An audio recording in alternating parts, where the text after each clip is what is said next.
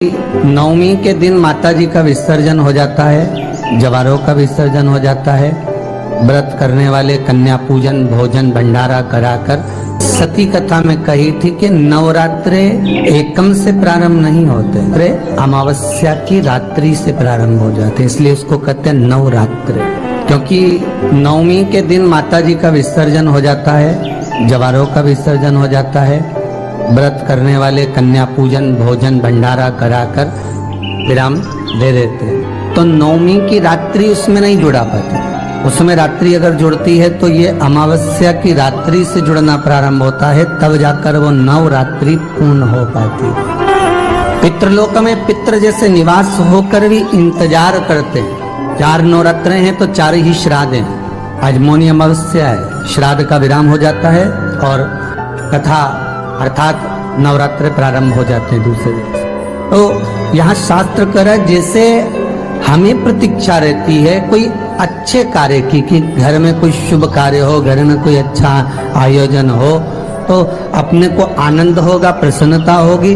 उसी तरह हमारे जो पूर्वज चले गए, जो पूर्वज चाहे वो अधोगति में गए हों, चाहे वो देवगति में गए हों, चाहे वो पितृलोक में निवास कर रहे हों, तो जितने भी पितृलोक में निवास करने वाले पूर्वज होते हैं वो भी ये विचार करते हैं कि हमारे घर के वंश द्वारा, हमारे वंशजों द्वारा कोई ऐसा सत्कर्म हो जिससे हमारे जीवन की वितृप्ति हो और हमें आनंद की अनुभूति हो। और ध्यान दीजिएगा महाराज, आपको चैत्री नवरात्र का स्मरण होगा, आपको शरदी नवरात्र का स्मरण होगा, पर जो आषाढ़ में और माघ में जो नवरात्रे पढ़ते हैं इसका एक आनंद ही दूसरा रहता है। बस इतना जरूर होता है कि दुनिया के लोग वो जो 2 नवरात्रे होते हैं उसमें कलश की स्थापना भी करते हैं, देवी का पूजन भी करते हैं, अर्चना भी करते हैं, मंदिरों में भीड़ भी रहती है और खूब प्रेम से माता का जगराता वगैरह सब होता है। पर ये जो नवरात्रे हैं 2 गुप्त नवरात्रे, इनका लोगों को स्मरण नहीं था।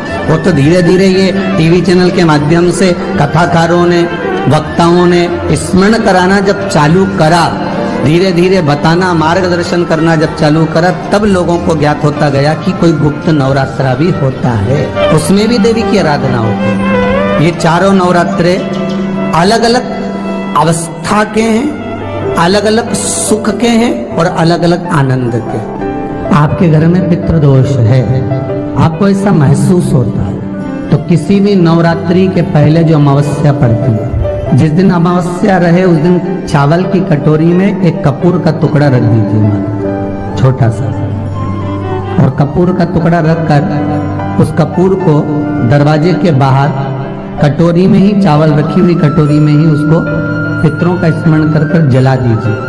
और जलाने के बाद उस चावल को कहीं भी किसी भी वृक्ष की छांव में पक्षियों के लिए डाल दीजिए। शिव महापुराण की कथा कहती है, अगर मान लो पितृ आपको कष्ट दे रहे हैं, पितृ आपको तकलीफ दे रहे हैं, कोई काम नहीं होने दे रहे हैं, या कहीं आपको ऐसा लगता है कि पितरों का दोष है, तो वो पितृ दोष देवी, अब ये जो आप करेंगे ये कब कर रहे हैं? अमावस्या के दिन आप उसको रख रहे हैं, अमावस्या के दिन उसको रखकर रात भर आपने रखा कपूर के साथ में, सुबह एकम पड़ गई, नवरात्रि लग गई, उसी दिन उसको जलाकर आपने पटक दिया।